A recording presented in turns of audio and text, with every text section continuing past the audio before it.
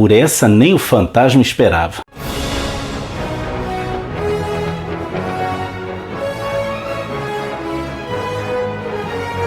Olá, bem-vindo ao Fantasma Brasil. Queen Samaris 12 foi a 59ª aventura dominical do Espírito que Anda, publicada entre novembro de 1961 e maio de 1962. É uma daquelas histórias intrigantes. A aventura começa com um velho contador de histórias em torno de uma fogueira, cercado por crianças, contando aventuras do espírito que anda. Ele então começa a contar a história da jovem princesa Samaris, nascida 300 anos antes. Muito vaidosa e muito bela, quando seu pai lhe perguntou uma vez o que ela gostaria mais no mundo, qual era o seu maior desejo em todo o mundo, ela respondeu prontamente que era ser jovem e bonita eternamente. A princesa Samaris dispensou vários pretendentes, pois acreditava que não havia nenhum à sua altura. Mas os anos foram passando e Samaris foi ficando preocupada com a idade. Assim que ela ascendeu ao trono com a morte de seu pai, ela mandou recolher todas as bruxas e feiticeiras do seu reino e lhes fez um pedido: que eu seja eternamente jovem e bonita. As feiticeiras tentaram de todas as maneiras atender ao desejo da rainha Samaris. Nenhuma delas conseguiu, e o destino de cada uma que falhava. Foi então que a última das feiticeiras, conhecida como a Rainha das Bruxas, se apresentou e diz para Samaris que era capaz de conseguir o que a rainha queria. Mas pergunta: e o que eu recebo em troca? Samaris então promete a ela metade de seu reino e metade de sua fortuna. Então a bruxa evoca os seus poderes e a rainha Samaris rejuvenesce no mesmo momento. Mas havia uma condição. A rainha Samaris, para manter-se eternamente bela e jovem, jamais poderia apaixonar-se, porque se assim o fizesse, ela se tornaria uma mulher comum e o encanto perderia o seu efeito. Samaris então manda imediatamente matar a bruxa para que a bruxa não contasse o seu segredo para ninguém. A gente percebe que palavra dada não é lá o forte dessas rainhas, né? Os anos se passam e a corte começa a notar que a rainha não envelhece e começam os bochichos. É então que ela resolve se casar com um príncipe, justamente um dos seus pretendentes que ela menos gostava, mas com uma condição: o casamento seria apenas um casamento de aparências, não haveria nenhum tipo de relacionamento afetivo entre eles. E então Samaris começa a implementar um plano que dá muito certo. Ela viaja para a Europa, de lá ela envia uma carta dizendo que teve uma filha. Depois de algum tempo ela retorna dizendo que deixou a menina estudando na Europa. Os anos se passam e então o seu marido morre. Ela então, se dizendo saudosa e solitária pela morte do esposo, vai à Europa para buscar a filha, que não existia. E de lá vem a notícia de que a rainha Samaris teve um mal súbito e morreu na Europa. A sua filha, que nunca havia conhecido o reino, está voltando para enterrar sua mãe e assumir a coroa. Vocês já adivinharam o que acontece. Na verdade, ela enterra um caixão vazio, parece que ela bota um tronco de árvore para ele ficar pesado e assume o reino como se fosse a própria filha. E assim Samaris vai vivendo a sua vida, casando-se periodicamente. Viaja para a Europa, tem uma filha, volta, essa coisa toda. O tempo passa e então chegamos no século XX, com o reinado da rainha Samaris 12, sempre bela, sempre jovem e sempre usando o mesmo estratagema para ocultar o segredo de sua imortalidade dos seus súditos. Um dia, a rainha Samaris está caçando junto com alguns soldados pela floresta e ela já está se sentindo entediada. E ela percebe que já está chegando a época de escolher um novo pretendente, casar-se novamente e repetir toda a velha história. Na ausência de caça, eles acabam encontrando uma placa escrito Éden e encontram uma ilha que nós conhecemos bem, repleta de animais. Eles demandam a construção de jangadas para atravessar o rio apinhado de piranhas para que eles pudessem caçar. É então que pigmeus Bandar aparecem e dizem: ó, aqui vocês não podem caçar não, essa ilha aí tem dono, essa ilha pertence ao fantasma.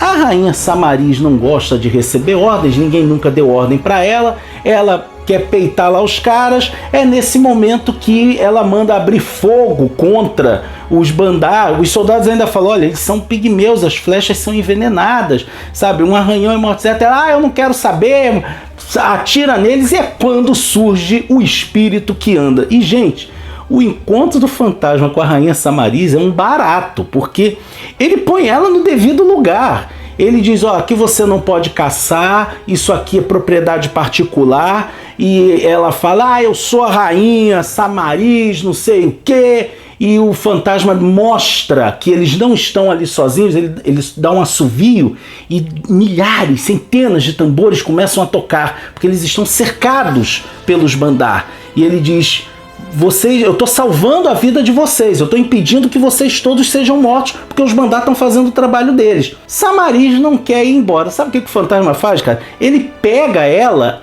à força e bota na cestinha do elefante que ela veio cavalgando e manda ela embora. Ela fica injuriada. Os soldados obedecem o fantasma, que o fantasma manda que eles partam, eles obedecem, e aí eles falam: não, rainha, aquele ali é o fantasma, a gente ficou sabendo que aquele ali é o fantasma. Aí tem uma cena que é ótima, porque ela manda chamar o fantasma, que ela queria falar com ele, mas a ideia dela era mandar prender o fantasma. E ele dá cabo de 6 soldados armados, só com os punhos. Ela fica impressionada com aquilo. Ela realmente fica impressionada. De volta ao seu reino, os soldados já estavam achando que eles iam ser todos decapitados por terem falhado com a rainha. E qual não é a surpresa do capitão da guarda quando ela pede que ele vá até a floresta para colher informações sobre aquele homem chamado fantasma. Porque ela pensou: poxa, na minha vida, né, eu já enterrei 11 maridos, já casei com príncipes, reis, duques, barões, nunca casei com um rei da selva. Então ela fica assim, intrigada, achando que vai ser divertido aquilo. Vê como é que é o tédio de uma vida eterna. Quando o capitão da guarda volta com as informações colhidas, a rainha fica realmente intrigada, porque as informações são de que, bom, ele tem a força de 10 tigres, se move como relâmpago, ele é solteiro, só tem uma namorada, e ela diz que isso se resolve, e ele tem 400 anos. Ela: hein? Mas como? E aí ela fica pensando que pela primeira vez ela encontrou um homem mais velho que ela, e ela começa a achar que aquilo ali seria perfeito. Então ela manda que o capitão da guarda volte à floresta mais uma vez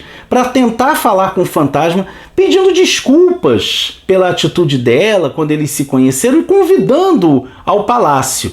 E aí tem uma hora que é ótima, porque o capitão da guarda fala assim: e se ele recusar? Ela olha para ele e diz assim: capitão, o senhor é homem, o senhor diria não para mim? E realmente ela é linda, ela é muito bonita, capitão. Não, senhora, quer dizer, não, Alteza. Ele fica desconcertado. E aí ele vai lá, consegue encontrar o fantasma, né? Apesar de todo mundo dizer: não, você não encontra o fantasma, é o fantasma que encontra você. Eles ficam uns 4 dias tentando ser encontrados pelo fantasma. Ele transmite a mensagem, o fantasma agradece, aceita as desculpas, mas diz que não vai porque ele está muito ocupado. Gente, quando o capitão volta e dá essa notícia para ela dizendo que ele recusou, ela fica revoltada, ela fica numa ira. Então ela manda mais uma vez o pobre do capitão da guarda ir lá e dizer o seguinte: olha, se ele não vier, eu vou mandar o meu exército massacrar os Bandar. E o fantasma fala: olha, ela é uma idiota, porque se ela fizer isso, os Bandar vão massacrar o exército dela. Mas eu não quero que aconteçam mortes desnecessárias, eu vou até lá. E gente, é aí que a entrada do fantasma na cidade, né, triunfal, porque tanta gente queria ver quem era o fantasma, aquela lenda. E Samaris está esperando por ele, muito bonita, aquele jeito meio lânguido, e ele só quer conversar sobre lá o problema da guerra. E ela diz: não. Isso aí depois você vai conversar com os meus ministros, eu tenho um outro assunto a tratar com você. E ela diz que quer casar com ele. E gente, a arte aqui do Bill Lignante foi interessante, porque eu acho que é a primeira vez que a gente viu, talvez a primeira e única vez que a gente viu os olhos do fantasma, porque para demonstrar o espanto do fantasma, o Bill Lignante traçou os olhos por debaixo da máscara. Ele faz isso mais umas 2 ou 3 vezes nessa história. Até quando eu leio essa história eu fico com medo de olhar esse quadro, porque vai que eu morro logo depois, né? E ele, é claro, recusa. Ela fica irritada, dizendo, olha, você precisa de tempo para pensar, vai ficar aqui. Ele, não tenho que pensar nada, eu tô indo embora. Ela chama os guardas para prendê-lo, com a qual, não matem nem o machuquem.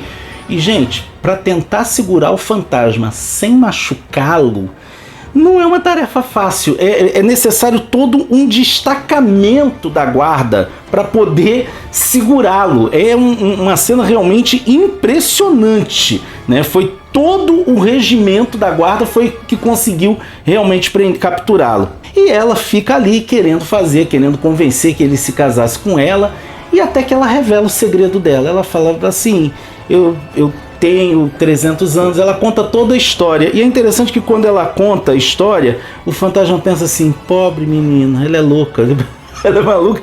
E aí ele diz, você realmente acredita que tem 300 anos? Ela, como é que você pode duvidar? Afinal de contas você tem 400. Aí ele, é. Ele fica meio assim, né?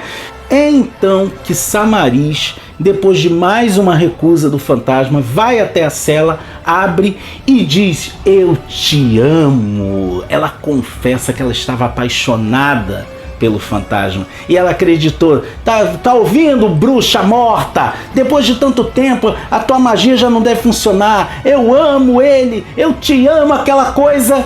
E é aí que a gente vê Samariz envelhecendo. Ela envelhece 300 anos em fração de segundos. E é uma cena terrível até de se ver, uma cena chocante, porque ela vai envelhecendo, se transforma em um esqueleto e termina, ela vira pó.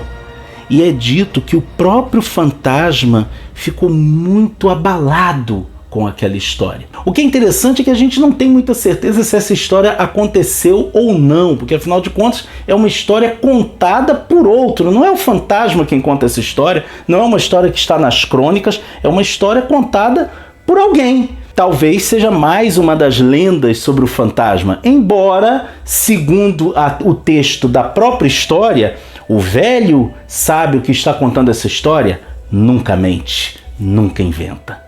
Uma curiosidade sobre essa história é que ela foi tão interessante, ela fez tanto sucesso, que existem mais 2 versões dessa mesma história. Em 1966, quando o Fantasma era publicado pela Gold Key, houve uma nova versão dessa história publicada no número 17 da revista The Phantom da Gold Key, que foi a partir do roteiro original de Falk e com ilustrações do próprio Bill Lignante. Que, a bem da verdade, o que o Bill Lignante faz nessa publicação da Gold Key é reaproveitar muitos quadros que ele já tinha feito para a tira dominical, acrescentar algumas leves mudanças. Eu confesso que eu não gosto muito da arte do Bill Lignante, não. Eu tenho algumas reservas quanto a ela, mas essa história funciona muito bem. E em 1993, a partir do roteiro original de Falk, o Tim Fantomen, sueco, fez uma nova versão dessa história.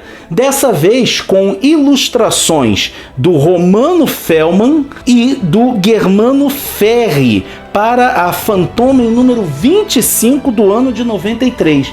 E é muito interessante quando você vai comparar as 3 versões da história e você percebe assim, como é que esse roteiro do Falk funcionou tão bem nessa história, independente do artista que estava trabalhando.